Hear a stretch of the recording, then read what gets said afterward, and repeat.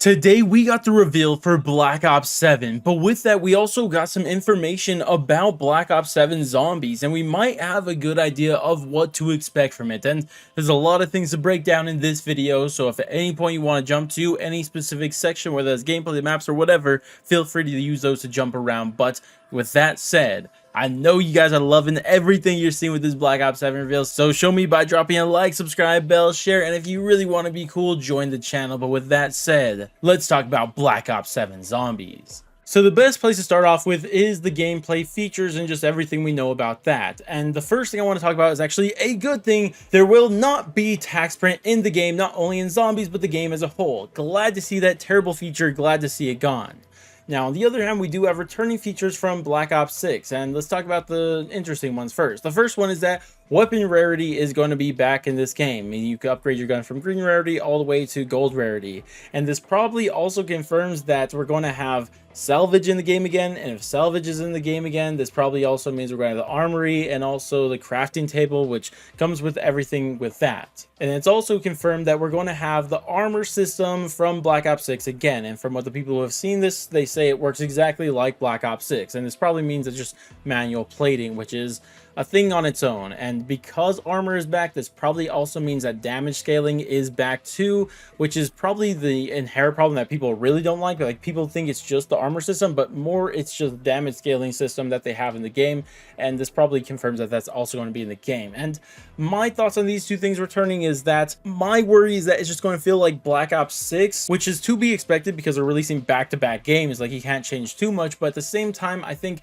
since you are in this situation, you're going to have to do and get creative on how you make it feel fresh, because people don't want to feel like they're just playing more of Black Ops 6. So you do have to adjust these Treyarch. You can't just copy paste them from Black Ops 6. And this probably also applies to the augment system, which has been highly rumored to be in this game too. So you're going to have to adjust them slightly, at least to make them feel different, because people are not going to like it if it's copy paste. But on the other hand, we do have a system that is confirmed to be coming back in this game, and something they should copy paste, and that is directed mode. And the directed mode is absolutely great. It walks new players through Easter eggs, and it is so good that it got the Easter egg completion percentage from 2 or 3% all the way up to 15%. It's an amazing mode, super successful, so I'm glad to see that back.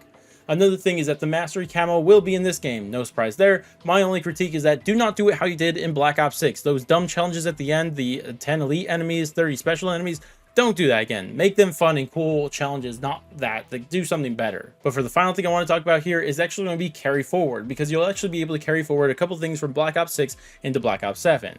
And one of those things includes your gobblegums. Yes, all those gobblegums you've been grinding for in Black Ops 6, you will be able to use them in Black Ops 7. So that's good. But alongside with that, at least at the launch, they will be adding 2 new Ultra Gobblegums. They don't say what they are, but there'll be 2 more of them. Now, another thing that will carry forward is going to be our XP tokens. Let's go. That is a great thing. Now we'll be able to use them all at launch and fly through all those early rankings. Oh, and also the traditional prestige system that was reintroduced in Black Ops 6 will carry on to this one, except they're also adding gun prestige, which is stupid, but whatever. And that's for all the gameplay stuff. Now I want to move on to the maps and modes that are going to be in this game. And the first thing I want to talk about is the launch map, and there will unfortunately just be one with a little something on the side with it we'll get into. But what is going to be is that, just as we expected and has been teased, that we will be seeing a Tranzit remake, except in the Dark Ether. Now, how it's going to work is that there's going to be 6 points of interest around the map, and we know about 4 of them. One of them is going to be Farm, another one's going to be Diner, and the last one that's a remake from Transit is going to be the Powerhouse. But there is kind of a new one, but kind of not, because the last known one is actually the Reckoning Spawn Room, except in the Dark Ether.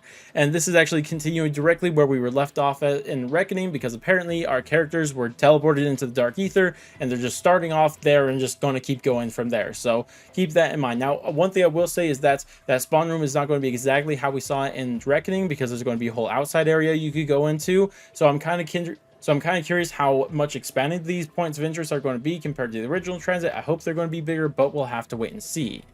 Now, much like the original Transit, in between these points of interest, there's going to be a lot of fog going on there, except this time around, it's not just denizens and the round-based zombies you have to worry about, because on top of that, they say the zombies in this area do not act like round-based zombies, meaning they're probably going to be tough right from the start of it, so potentially even worse than the original Transit, and also it will be very foggy. So you can walk across these, but they wouldn't recommend it most of the times, but maybe there are things to stop there and look for in terms of Easter egg steps and stuff like that. So how do you get around these areas? Well, there is a new thing, and it's not the bus from the original Transit. Instead, there is a Wonder Weapon truck. And yes, it's a Wonder Weapon truck, and why it makes it a Wonder Weapon, we're not entirely sure. It probably has a turret and just powerful things on there to make it powerful, but the best thing about this is that you will be able to drive it yourself, so you can decide where you want to go and not wait for a bus that only goes one way like the original Transit, which is a huge upgrade over what we got, especially that it's also been rumored that there's going to be shortcuts that you could take, and instead of just the bus never taking them, you could actually take them with your truck, so that's great.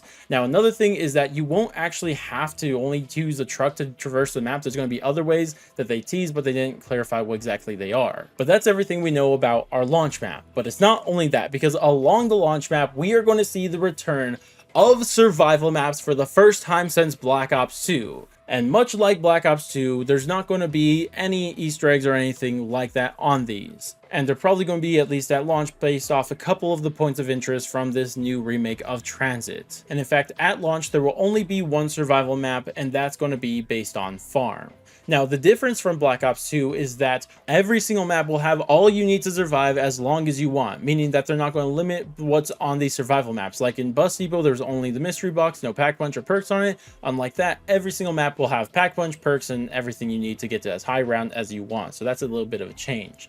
Now, keep in mind, I said at launch there's only going to be one, and it's going to be Farm. But they did say throughout the seasons that they will update and give us new survival maps. And to me, this is rather a really good thing or a really bad thing, because it's rather that Treyarch going to see this, oh, we don't have to release a new map as often because, you know, we have survival maps to hold them over or whatever, which would not be great. But on the other hand, if they do use these in a better way, where there are those points where there's an update that doesn't have anything for zombies in them, they could drop these for us, survival maps, at least give us something. And if they do it that way and treat it that way, this could be a good thing. But again, it just comes down to execution and the mentality behind adding these throughout updates.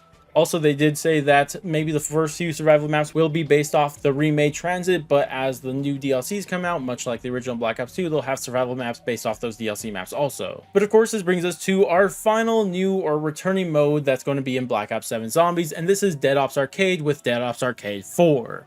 And this one actually looks really interesting. You'll be able to play on Transit, even fight these crazy looking bosses. So I'm actually excited to see how this actually plays out, because they say that this is the most in-depth Dead Ops Arcade we've ever got. So that seems very interesting on its own. But on top of that, for the first time ever, you will actually be able to earn XP playing Dead Ops Arcade. So that is a huge bonus to actually play it. I might actually play it for once in my life based on how it all turns out. So that's all very much exciting. And this will also be available at launch. But that wraps it up for the maps and mode stuff. But there is one last thing we need to talk about, and that is, when is the full zombies reveal?